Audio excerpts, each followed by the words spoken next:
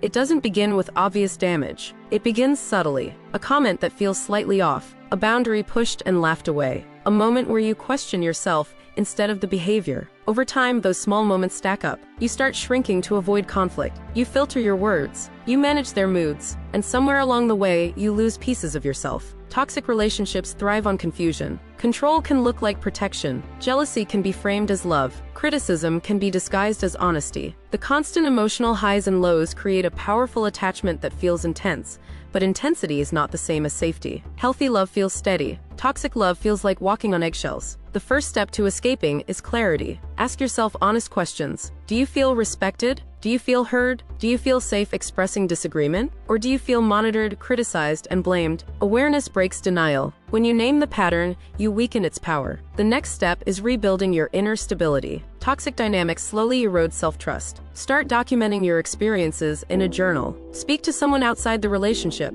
a friend, family member, therapist. Isolation strengthens toxic bonds. Outside perspective restores reality. Leaving requires preparation, not impulse. If finances, housing, or children are involved, create a quiet plan. Save money if possible. Secure important documents. Strengthen your support network. Emotional decisions feel powerful, but strategic decisions create freedom. If there is any form of abuse, emotional, verbal, or physical, prioritize safety and seek professional support immediately. When you do leave, expect emotional turbulence. Toxic bonds can create withdrawal-like symptoms. You may miss them. You may doubt yourself. This does not mean you made the wrong decision. It means your nervous system became conditioned to chaos. Healing requires distance. Limit contact. Protect your peace. Remove digital reminders if necessary. After distance comes rebuilding. Reconnect with activities you once enjoyed. Strengthen your body through movement. Practice small acts of self-trust, keeping promises to yourself, setting boundaries, speaking honestly. Therapy can help uncover why the relationship felt familiar